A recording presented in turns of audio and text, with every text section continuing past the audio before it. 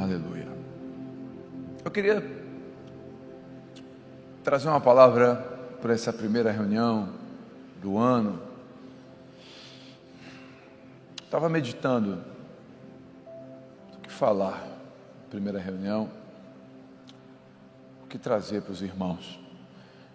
E o Espírito Santo me convenceu, me trouxe paz no coração para falar sobre as fases, os processos do chamado de Deus sobre a vida de um homem. Todos que estão me ouvindo aqui foram chamados de alguma forma. Todos que estão aqui nasceram, e se você nasceu, você ganhou um propósito. O Senhor escreveu sobre você. Deus desenhou algo sobre você. Deus, você não nasceu porque seus pais decidiram ter você. Porque alguns aqui, por exemplo, nasceram no susto.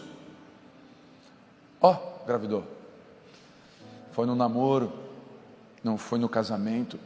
Alguns talvez nasceram extraconjugalmente, fora do casamento. Então, alguém pode dizer, eu não fui escolhido por Deus. Não, você foi. E se você estudar um pouquinho de ciência, biologia, você vai saber que são trilhões de espermatozoides. Foi você. Não há, em 8 bilhões de pessoas, não há uma digital igual a sua. Nunca houve e nunca vai existir. Há uma individualidade em você, com características positivas ou negativas, tristes ou mais felizes, histórias alegres de contar, outras difíceis de viver. Mas é a sua história, é você,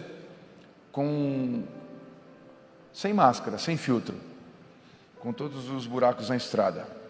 E eu queria falar sobre esse processo do chamado de cada um de nós. Cada um aqui está numa etapa, cada um está dentro de um processo. Alguns estão um pouco mais adiantados, até pela idade. Outros, mesmo novos, estão adiantados. Outros estão descobrindo agora que Deus tem um chamado para você. E eu deixo dizer uma coisa, não é jargão evangélico. Deus tem um chamado para você. Isso não é jargão evangélico, é verdade.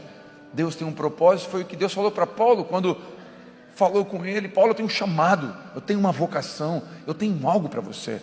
Eu tenho um propósito escrito. Eu quero que você viva dentro do meu propósito. Por isso que o apóstolo Paulo, quando encerra a sua vida, ele fala, combati um bom combate, completei a corrida e guardei a fé. Ele está dizendo, eu tive um propósito, lutei por isso, corri por isso e tive fé nisso. Descobrir o propósito vai fazer você correr certo, lutar certo e ter a fé no lugar certo. Quando a gente não tem propósito, a gente tem fé em qualquer coisa, corre para qualquer lado e luta qualquer guerra. Quando você sabe para onde você está indo, você só luta a guerra necessária, corre na direção necessária e põe sua fé naquilo que é necessário. Então, quando eu não sei para onde eu estou indo, eu não sei qual é o meu propósito, para que eu nasci, por que eu estou aqui, eu vou acabar me perdendo. Coloco a força no lugar errado. E no final, corre o risco de olhar para trás e dizer, corri atrás do vento. Então, eu quero ler um texto um pouquinho maior do que o normal. Eu quero ler 1 Samuel capítulo 3, versículo 1. Por favor, se você tem sua Bíblia, ou abra, ou acesse, eu quero ler 1 Samuel capítulo 3. Capítulo 3 de 1 Samuel. O livro de 1 Samuel. Capítulo 3, versículo 1. Diz assim: enquanto isso, o menino Samuel crescia e servia ao Senhor ajudando Eli. Naqueles dias as mensagens do Senhor eram muito raras e as visões não eram comuns. Certa noite Eli estava quase cego, tinha ido se deitar. A lâmpada de Deus ainda não havia se apagado. E Samuel dormia na casa do Senhor, onde estava a arca de Deus. De repente, o Senhor chamou: Samuel. O menino respondeu: estou aqui. E se levantou, correu até onde estava Eli. Estou aqui, Senhor, me chamou? Não chamei não, respondeu Eli. Volte para a cama. Samuel voltou a deitar-se. Então o Senhor chamou novamente Samuel, mais uma vez. Samuel se levantou e foi até Eli. Estou aqui, Senhor, o Senhor me chamou? Mas Eli respondeu: meu filho, não te chamei, volta para a cama. Samuel ainda não conhecia o Senhor, porque nunca havia recebido uma mensagem dele. O Senhor chamou pela terceira vez, e novamente Samuel se levantou e foi até Eli. Estou aqui, o Senhor me chamou? Então Eli entendeu que era o Senhor chamando o menino.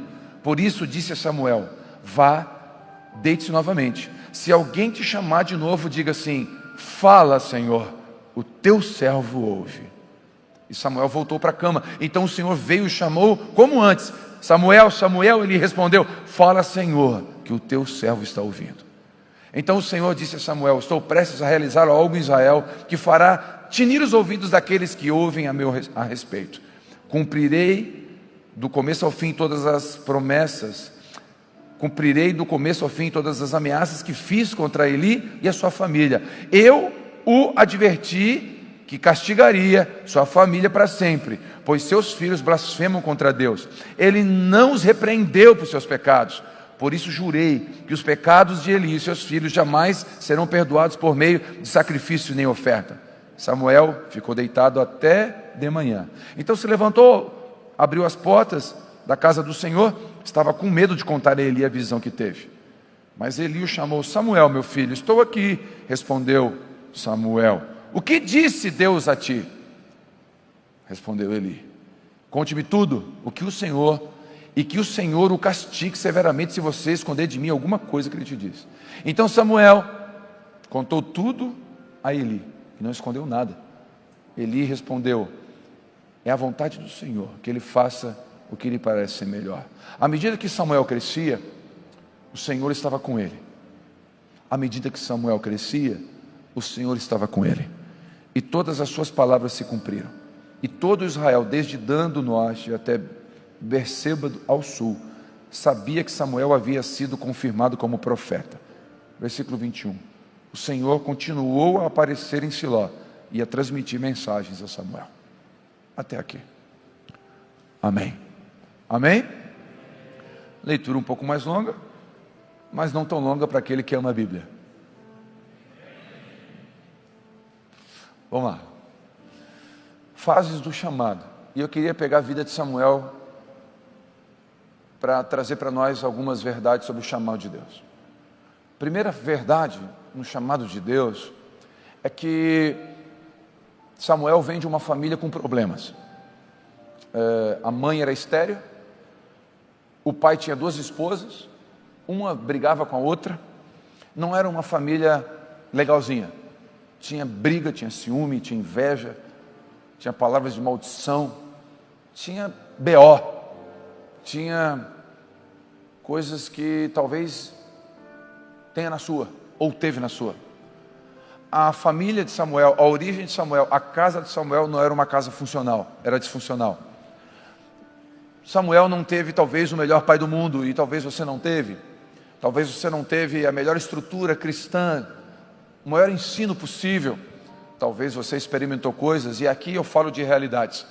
Eu tenho homens aqui que já conversaram comigo, que disseram: pastor, é difícil para mim sair da prostituição, e quando eu saio, sou liberto, a minha mente ainda é carregada de imagens. Por quê? Porque com 8 anos de idade, o meu pai me levou para uma zona e disse: eu vou te fazer homem. Então, esse menino, desde os 8 anos, está exposto à prostituição. Logo, a mente dele, a memória fotográfica, o HD dele, está cheio disso. E ele está lutando contra isso. É um homem de Deus, é um homem que teve um encontro com Deus, que ama a Deus, quer ficar parecido com Jesus, mas a mente dele recebe informações o tempo todo que ele não queria mais receber. Ele recebe setas de pensamento a vida toda e ele não quer mais ter esses pensamentos. Mas ele ama a Deus, mas ele tem um histórico difícil. Alguém aqui talvez foi criado como filho e neto de pastor. Você foi criado na escola dominical. Você não se envolveu com pornografia. Você se guardou para o casamento. Você tem um casamento abençoado e hoje seus filhos estão debaixo dessa mesma graça. Que bênção! É outra história. Cada um tem uma história.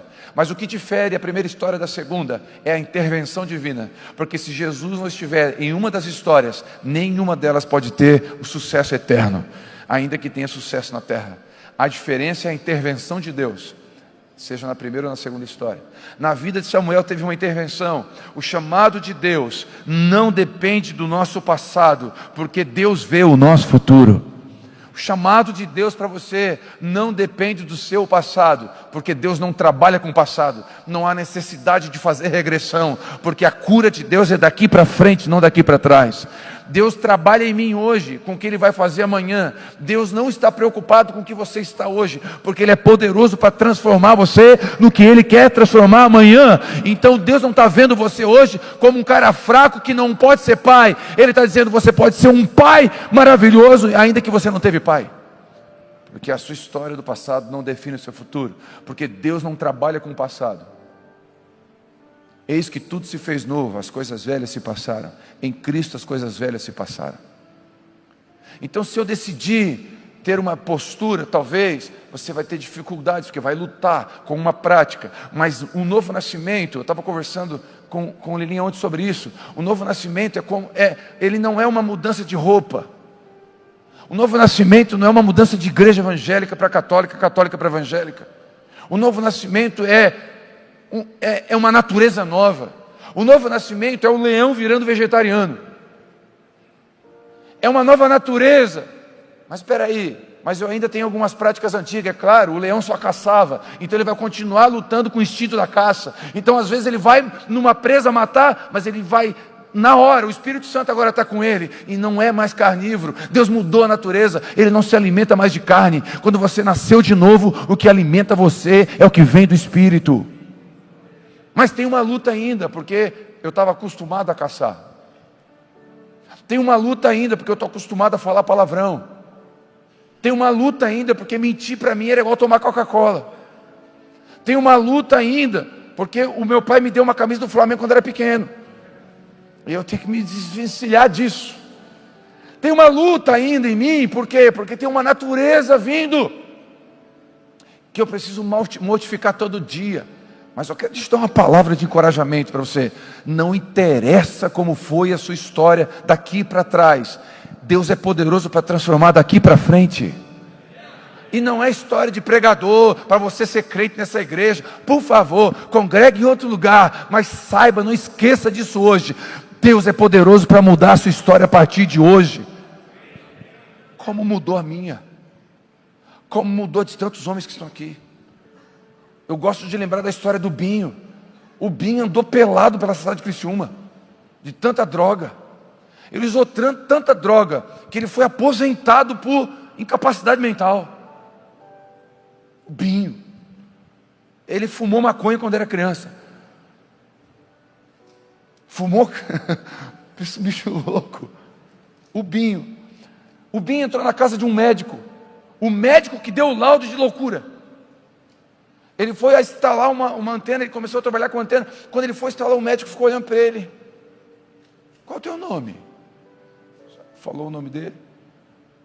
Eu te dei o laudo. Tu está bem? O Binho é casado. O Binho tem uma empresa.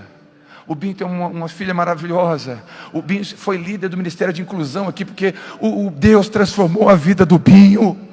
Deus interferiu na vida dele. Cada um na sua história. Porque se eu nascer numa igreja evangélica e não nascer de novo, eu continuo sendo evangélico, mas eu não tenho que nascer de novo. Senão vai ter o que tem por aí, um monte de evangélico praticando coisas que Deus não mandou praticar, porque não teve encontro com Deus. É o encontro com Deus que transforma. Você pode vir no culto aqui 1000 vezes, se você não tiver um encontro com Deus em algum desses momentos, aqui, em casa, andando de carro, bicicleta, não interessa. Se não tiver um encontro com Deus, vai continuar se alimentando da carne. Mas o encontro com Deus muda a nossa natureza. Eu te abençoo nessa noite com o encontro com Deus. Quando Deus nos encontra, Ele muda a nossa história. Ele muda a nossa vida. A Bíblia fala que Moisés era um cara extremamente iracundo, extremamente nervoso, irado, italiano, sanguíneo, hemorrágico. O cara matou um egípcio, enterrou na areia. Homicídio duplamente qualificado com ocultação de cadáver. O cara era extremamente nervoso, quebrou as tábuas da aliança, desceu do monte com as tábuas da aliança, as tábuas que Deus escreveu com o dedo dele.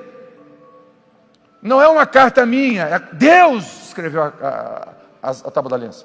Ele desce, fica nervoso, se irrita com os irmãos, tem um bezerro de ouro, ele quebra as tábuas que Deus escreveu.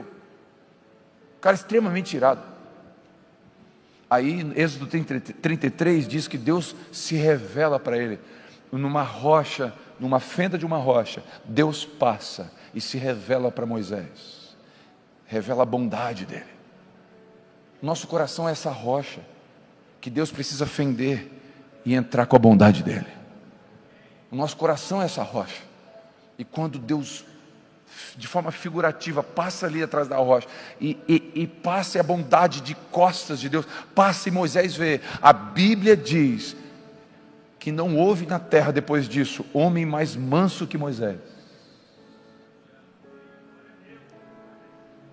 Impossível, porque o encontro com Deus faz isso. Então, as fases do chamado começam com o encontro com Deus, com essa compreensão que não importa de onde você veio, a família, condição financeira, cor de pele, histórico religioso, não importa. Não importa o poço que você esteve, não importa a festa do Mário que você foi. Só uma lembrança aqui. Muitas vezes o passado vira testemunho que fará parte de cura para os outros, mas não usa isso de bengala. Tem um cara que falou isso para a esposa. O cara todo dia, cachaça, todo dia, barzinho, todo dia. Aí a esposa, vai para a igreja, toma vergonha na tua cara. Aí ele falou, eu estou construindo meu testemunho. Um dia eu vou dizer, eu era bêbado. Deixa eu construir o meu testemunho. Picareta, cara, o cara foi bom, meu irmão. Cara, esse aí o diabo olha e fala, você é louco, nem vale a pena. O cara é muito criativo.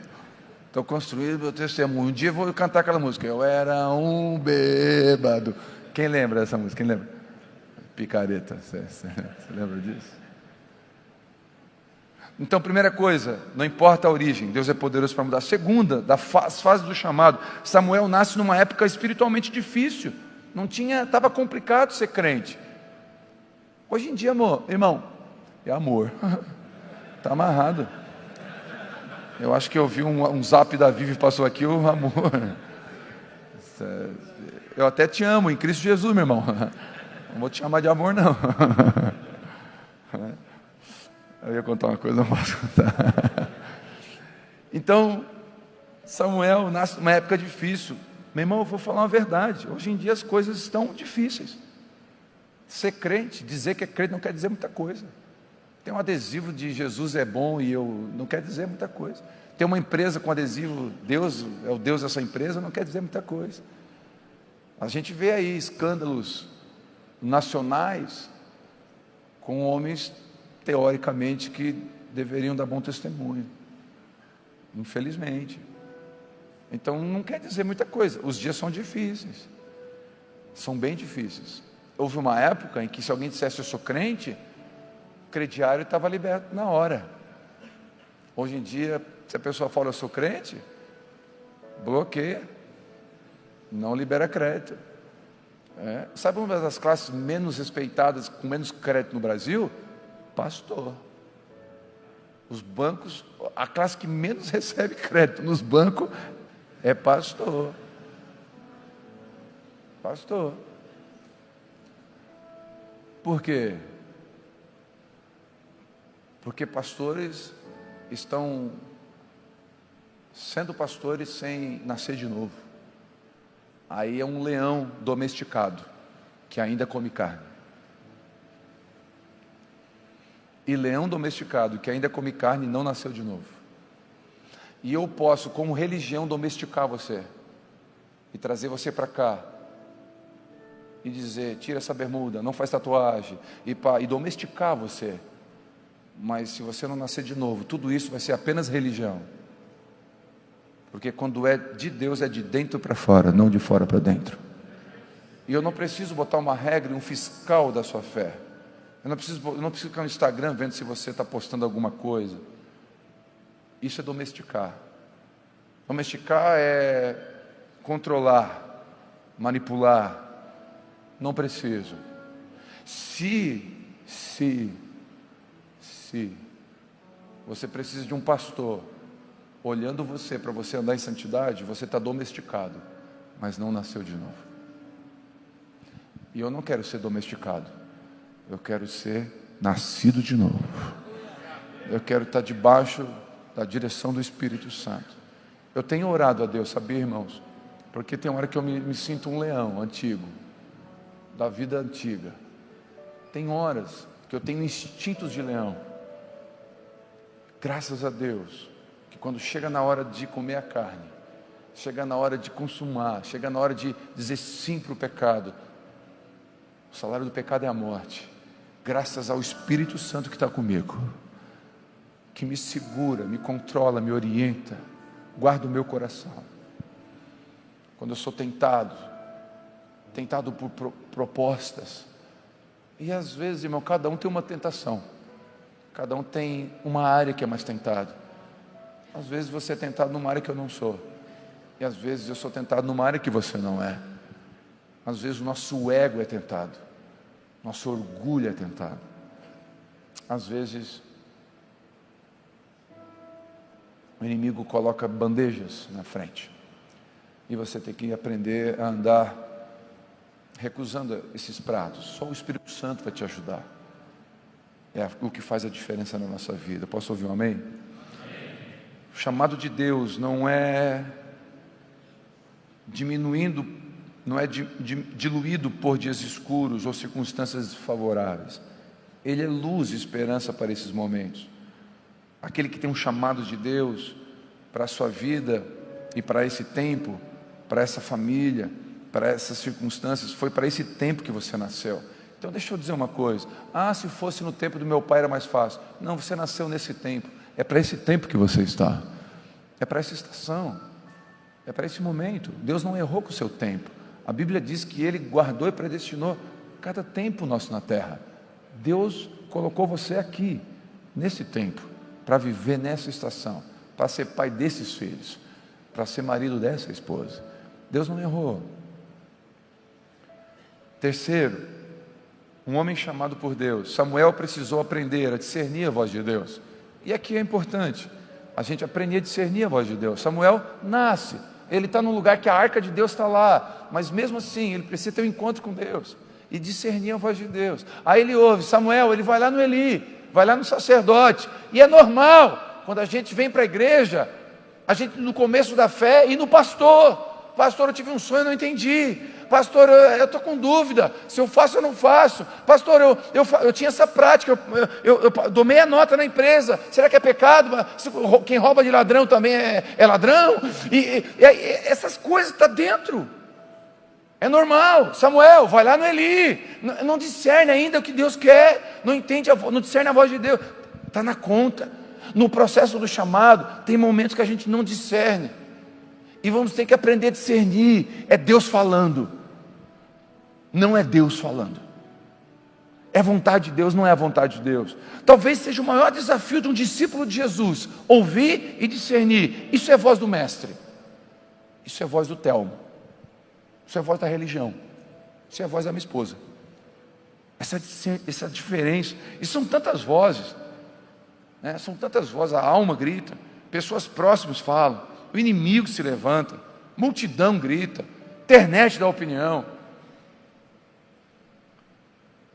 Como que eu estou aprendendo a ouvir a voz de Deus? Então, discernir a voz de Deus é importante, entender, porque você vai tomar decisões que podem mudar toda a história da sua vida, para o bem ou para o mal. E uma decisão errada sem a direção de Deus pode fazer toda a diferença, negativa ou positivamente. Então, dentro do chamado, você identificando, o passado não me define, Deus pode mudar a minha história, eu tenho um encontro com Deus, e não importa se os tempos são difíceis, eu vou continuar com Deus, e agora eu vou discernindo a voz de Deus.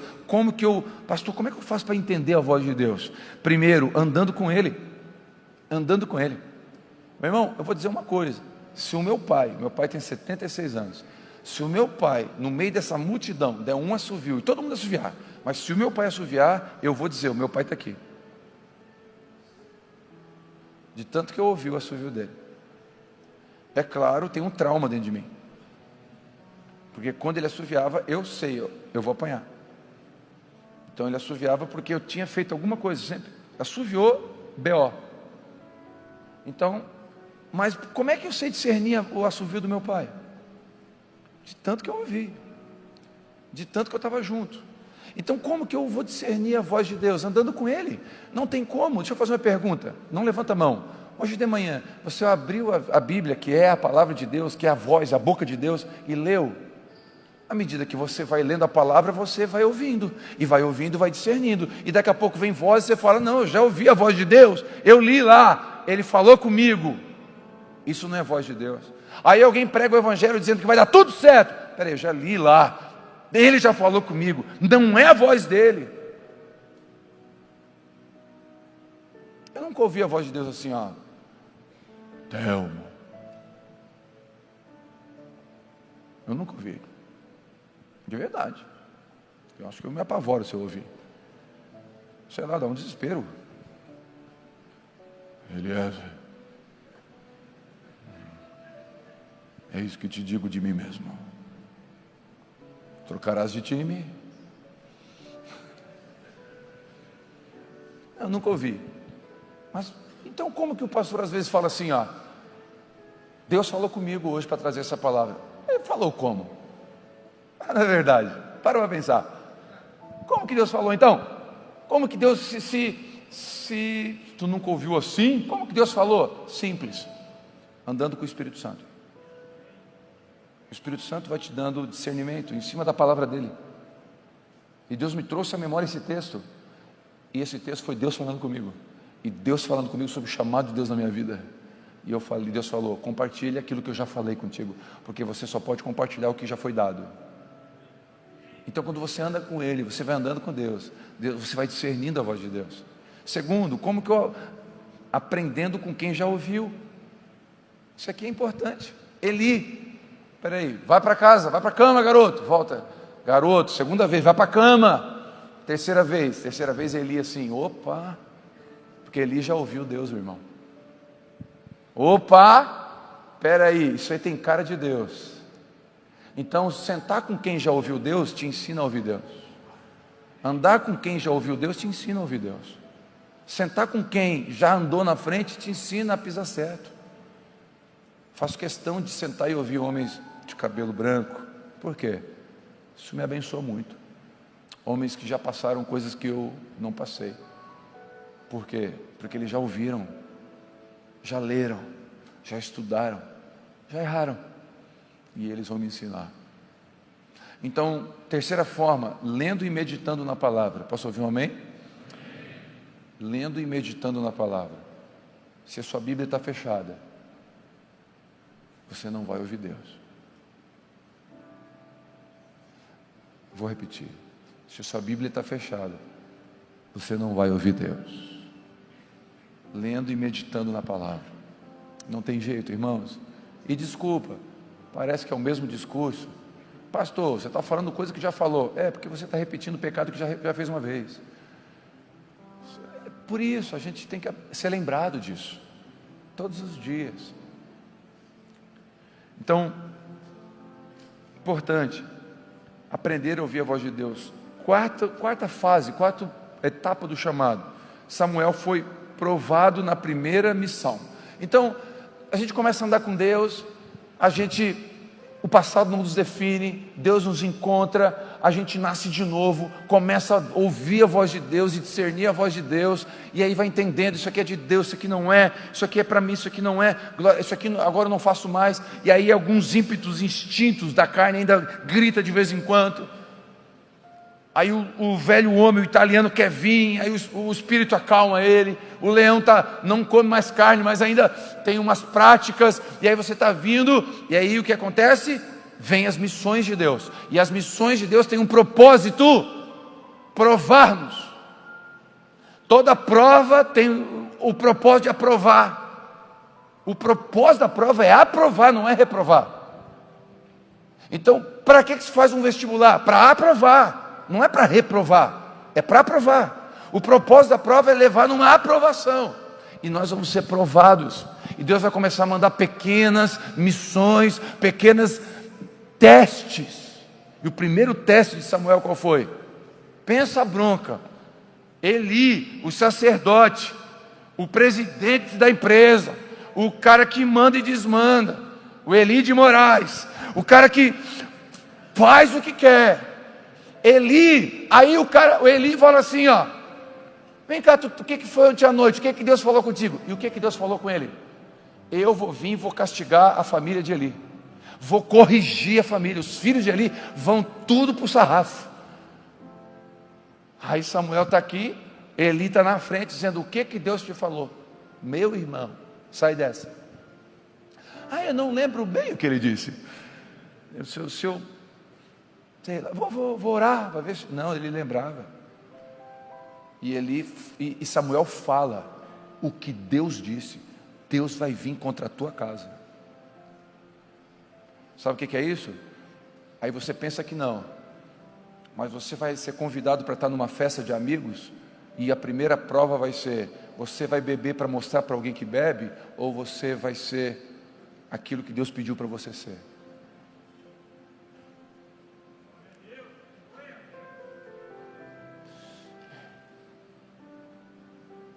Por quê? Porque você vai começar a ser provado em pequenas coisas. Pequenas coisas. E Deus não vai perder tempo com ninguém, Ele não perde tempo.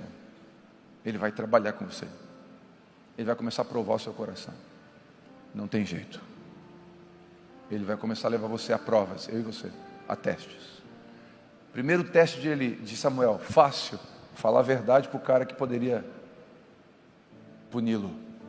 E a verdade dura de dizer. Quando uma das coisas que eu não me converti, uma das primeiras coisas que Deus fez na minha vida foi tirar a mentira da minha boca.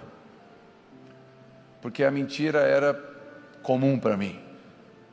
Era comum eu ter em cada cidade uma fixa. E para cada uma eu tinha um nome. A mentira era mato, normal. E a primeira coisa que ele pediu, tira a mentira da boca. E eu comecei com pequenos testes. E Deus começou a me provar. E Ele foi me puxando à medida que eu fui respondendo. Então, eu quero te dizer uma coisa, esse ano está começando. Alguns já estão sendo testados há bastante tempo. Outros só vão começar os testes. E o teste não é para mim aprovar você, é para Deus aprovar você. Deus quer aprovar você. Deus quer levar você como obreiro aprovado, aquele que não tem vergonha. Não tem vergonha de ser quem Deus te chamou para ser. Sabe, com o tempo, você sendo aprovado, você vai se tornar naturalmente um profeta de Deus. E deixa eu usar não o profeta do Antigo Testamento, mas um profeta de Deus. Alguém que aponta para algo real. E as pessoas vão começar a ver em você. E o texto diz que a multidão começou a reconhecer que Deus era com ele. Esse cara é diferente. Tem alguma coisa aí. E eu já contei aqui de testemunhos de que quando eu fui para o exército, lá dentro, eu tinha recém-convertido. E dentro do exército, só homens. Eu não preciso desenhar o nível de santidade que não tinha.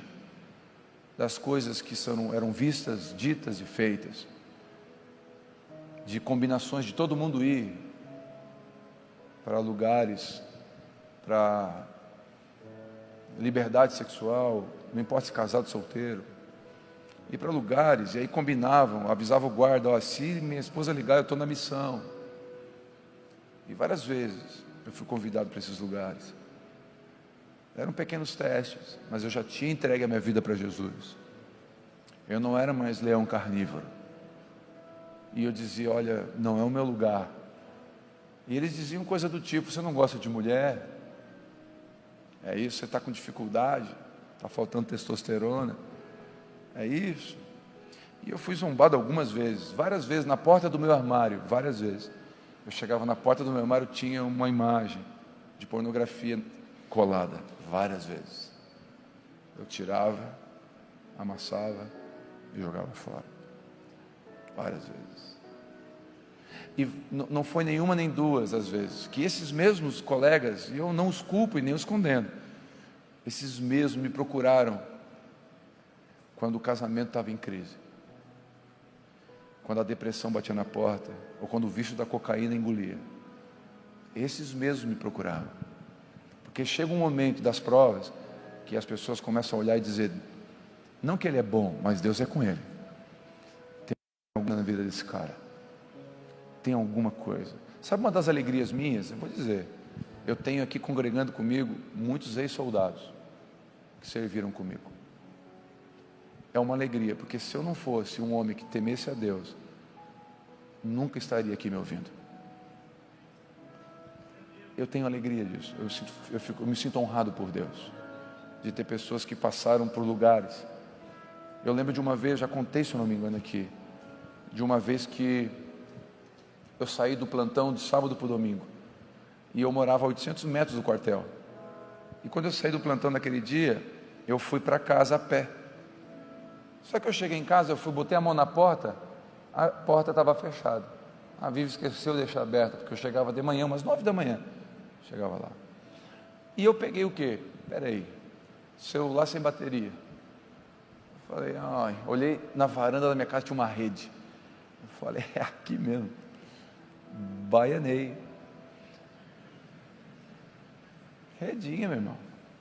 Deitei na rede, travei. Cravei no sono. A minha esposa acorda. Olha, cadê o Thelmo? Não chega. 9h30 não chega. 10 horas não chega. 10h30 não chega. 11 horas não chega. Ela desespera. Pega o carro, vai lá no quartel. Só que ela não me viu na varanda deitado na rede. Foi lá. Tenente. A minha esposa gritando no quartel. Capitão, coronel, alguém. O meu marido, Martinello, ele veio para o serviço ontem, e ele chega normalmente 9, 9h30, ele não chegou ainda, ele está aí? Não, ele saiu 8h30. Aí um soldado falou, eu vi o Martinello saindo aqui a pé, ele foi a pé, 8h30 da manhã, ela pensou, mataram ele, alguém pegou ele no meio do caminho. Para ter uma noção, ela ficou tão apavorada, que quando ela saiu de carro, do quartel até em casa tinha um caminho, ela jura que viu uma mão assim no meio do mato, de um corpo. O que é a mente? Mataram ele, e ela ligou para a polícia, sequestraram o meu marido, ligou para o meu sogro, para o meu pai, 12:00 tinha polícia, carro, meu pai, e eu deitado na rede.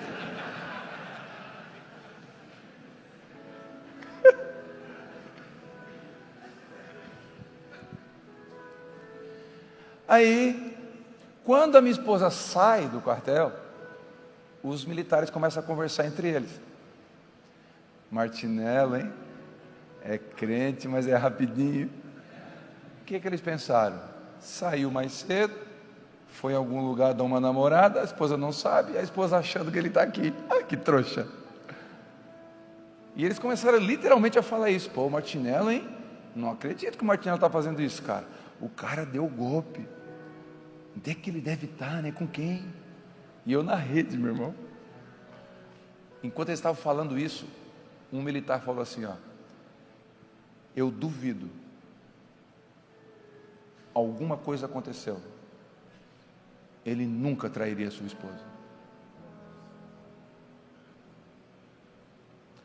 Um homem defendeu outro nesse prisma, com certeza é o Espírito Santo me conduzindo. Eu não conseguiria ter essa fama sozinho. E aí minha esposa chega em casa, olha para a rede, eu acordo com ela em cima chorando, dizendo, amor, eu achei que você tinha morrido, desesperado. Daí eu falei, eu dormi aqui, meu celular sem bateria. Por que tu fez isso? Aí começou a me bater, que está tudo bem, acabou a emoção, já achou, agora a mulher vira, né, a casaca.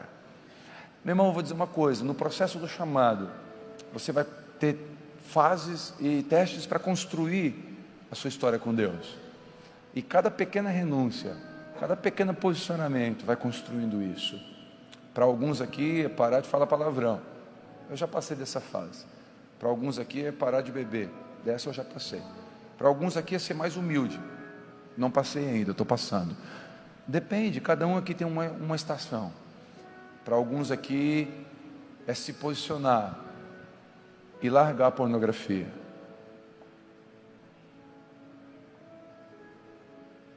Dessa eu já passei, mas já estive aí um dia. Cada um tem uma história. E nessa noite, primeiro culto de homens do ano, eu não estou aqui para dizer que você é um pecador, porque você já sabe. E o Espírito Santo não nos trouxe aqui para colocar peso e condenação, mas arrependimento. Ele nos trouxe aqui para dizer: você pode ser aquilo que eu quero que você se torne. Eu sou poderoso para transformar você num profeta em Israel. Acredite, Deus é... Olha aqui, tem quase 2.000 homens aqui. Escuta o que eu vou falar. Eu sei, eu nunca estaria aqui se fosse por mim. Falando para você de casamento, de ser verdadeiro e fiel. Eu nunca estaria aqui se não fosse o Espírito Santo. Se eu estou aqui, é verdade que eu vou dizer, qualquer um poderia, porque eu sei que como ruim eu sou. E se Deus transformou a minha vida e me trouxe aqui, Ele pode levar você a lugares que você nem imagina. Ele pode transformar o seu casamento de uma forma que você nem imagina, e desfrutar de uma alegria, uma paz que você nunca teve. Essa é uma noite que Deus está dizendo assim: eu tenho um chamado para você. Não importa a sua história. Eu sou poderoso para transformar você de dentro para fora. Eu sou poderoso para te dar testes e te fortalecer para vencê-los. Eu sou poderoso para fazer isso. Dentro do chamado, dessas missões que Deus vai nos dar. Sabe, Deus vai trabalhar no nosso coração, mandando a gente deixar alguns ambientes, romper com alguma traição. Eu sei que não é fácil, mas alguém aqui precisa, talvez, não porque eu estou falando, mas porque Cristo está falando e o Espírito Santo está convencendo. Você precisa chamar a sua amante e dizer: eu não sou mais teu amante. Eu tenho um Deus e eu tenho um chamado. E meu irmão, eu vou dizer, Deus pode usar qualquer coisa para fazer isso, inclusive eu aqui agora, para dizer isso para você. Aí você pensa: meu Deus, Deus falou para ele? Não, o Espírito Santo está aqui, Ele está conduzindo eu e você. E Ele não está expondo, porque Deus não está dizendo: você, pecador, levanta a mão, abandona o teu pecado. Não, Deus não faz isso. Ele está aí dentro falando no seu espírito: eu te amo, te chamei não para viver o que você está vivendo, eu tenho um propósito muito maior que isso. É aí dentro. É aí dentro. Você pode viver a vida inteira domesticado, mas você pode ser transformado de dentro para fora. Eu tenho irmãos aqui, irmão, que 10 anos na igreja, ainda fumava. Quando eu visitava ele, eu sentia o cheiro do cigarro. E eu um dia perguntei: por que você joga o cigarro fora quando eu chego? Porque o pastor, né? Não tem nada a ver comigo. Deixa o Espírito Santo tirar esse vício da sua vida, porque está prejudicando a sua saúde. E Ele quer você liberto. Por quê? Porque se você fumar, Deus tosse. Então não tem nada a ver com Deus, tem a ver com Deus te amando. Deus te amando. Quinto, à medida que ele crescia, Deus era com ele. Não fuja do processo do crescimento. Não pule etapas. Para chegar no 15º andar, precisa passar pelos anteriores, para ser treinado para o vento do 15º andar. Mas o segredo para crescer saudável é crescer com Jesus. À medida que ele crescia, o texto diz, Deus era com ele. Sexto e último, Samuel continuou, diz o texto, a ouvir a Deus, e Deus se encarregou de levantar o seu chamado. Não se preocupe em crescer, se preocupe em obedecer. Não se preocupe em crescer, se preocupe em obedecer. Não se preocupe em ser visto ou aprovado pelos homens, se preocupe em ser visto e aprovado por Deus. Eu gosto da história de George Miller, eu quero te abençoar com isso. George Miller foi um cara que cuidou de 10.000 órfãos. Repete comigo, 10.000. Um orfanato no Brasil pode ter no máximo 20 crianças.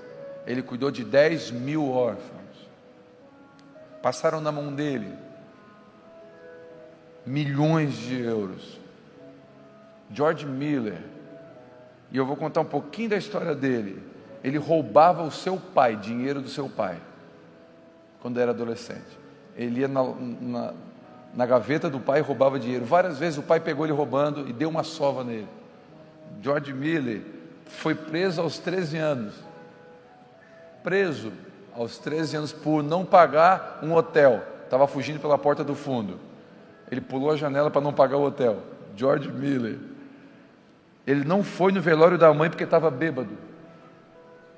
Ele estava tão bêbado que não conseguiu ir no velório da mãe.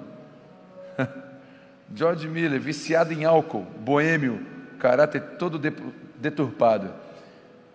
O testemunho dele diz que ele foi num grupo de convívio. Ele foi numa célula na casa de uma pessoa, com 10 pessoas.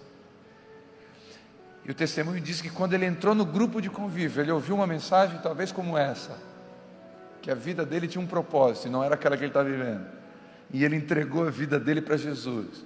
Daquele dia em diante, George Miller era um leão vegetariano, era outro homem. E George Miller começou a crescer, e ali nasceu o chamado do orfanato, e 20.000 órfãos foram cuidados, de 10 a 20.000 órfãos foram cuidados por George Miller. Ele construiu orfanatos, cuidou de criança, bêbado, devasso, mentiroso, ladrão, preso. Um dos ícones, ele é considerado, na história da igreja cristã, um herói da fé. Ele está entre os 20, quando citam livros com 20 personagens da fé cristã no mundo, George Miller está. Bêbado, boêmio, preso. Deus mudou a história de George Miller. Num grupo de convívio, numa palavra simples, numa oração simples. E talvez você veio para o culto hoje pensando, vamos lá, é o primeiro culto do ano, vamos ganhar das mulheres. Não deu. Não encheu. Eu vou ter que dizer para a Vivi que não encheu. Eu achei que ia encher. A gente não trouxe carne, né? Churrasco, nada, nem açaí, nada. Alguma coisa tinha que ter. Não encheu. Cara, alguém viu algum ônibus lá fora? Não? Nenhum ônibus. O Davi tinha 18 ônibus, 15 ônibus. Tinha tenda lá fora. Nosso culto não encheu. Mas no dia 29 de janeiro, num culto que você veio, no primeiro culto de homens, uma palavra falou para você, eu tenho um propósito na tua vida. E talvez você pode ser um George Miller. A gente está fazendo papinhas nutricionais para criança desnutrida. A gente mandou 40 papinhas para a Ilha do Marajó. Está sendo usado lá com crianças. Já foi aprovado pela Anvisa, são testes práticos agora. O Ministério Médico Sem Fronteiras chamaram a gente. Talvez a gente vai distribuir papinha para o mundo todo. Uma papinha, 2 quilos de papinha, tira uma criança da desnutrição em 30 dias. Eu nunca imaginei que ia fazer parte disso. Eu nunca imaginei que eu ia poder tirar uma criança da desnutrição. Eu sei. Quando eu entrava na Night Som, o segurança me revistava, via que não tinha nada, me dava uma faquinha. Te cuida.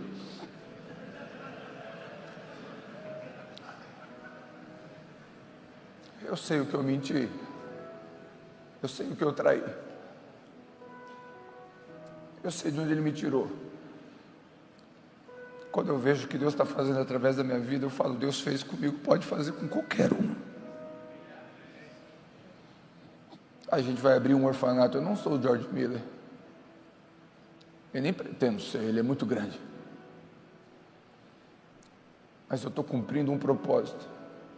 Quando eu morrer, na minha lápide, talvez vai estar escrito: cumpri um propósito. Eu não vivi em vão. Deus me salvou para cumprir um propósito. Deus não está brincando com você, por favor. Deus não é evangélico. Deus não quer que você se torne evangélico. Deus quer que você nasça de novo. Deus quer que você tenha uma nova natureza. Mude a sua história.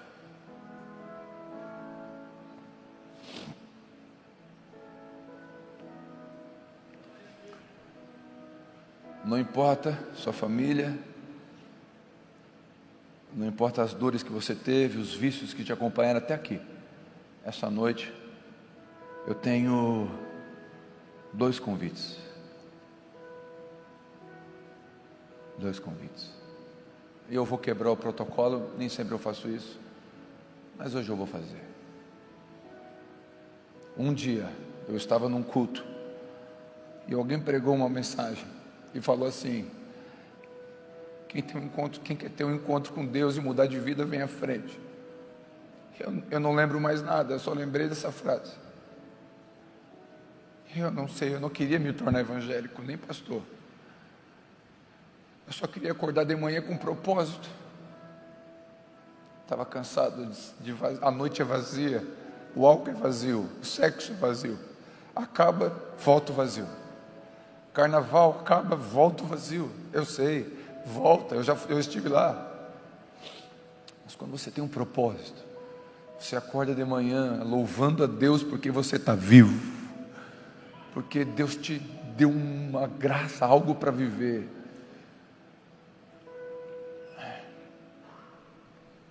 Um dia George Miller deu um passo num grupo de convívio. Um dia Charles Spurgeon, num culto com 7 pessoas, aceitou um convite e foi na frente. Um dia o Telmo fez isso. Talvez hoje é o seu dia de fazer isso. E a coisa maravilhosa é que eu não preciso convencer você, porque se o Espírito Santo não fizer isso, eu não vou conseguir. Mas se você está aqui essa noite, no primeiro culto do ano, dos homens, e você veio com o coração dizendo: Deus fala comigo, ouça Deus falando com você. Assim diz o Senhor: eu tenho um lindo propósito para a tua vida. Eu tenho um lindo plano para a tua vida. Eu arranco esse álcool do sangue, eu tiro essa cocaína do sangue, eu restauro a sua casa e faço de você um profeta em Israel.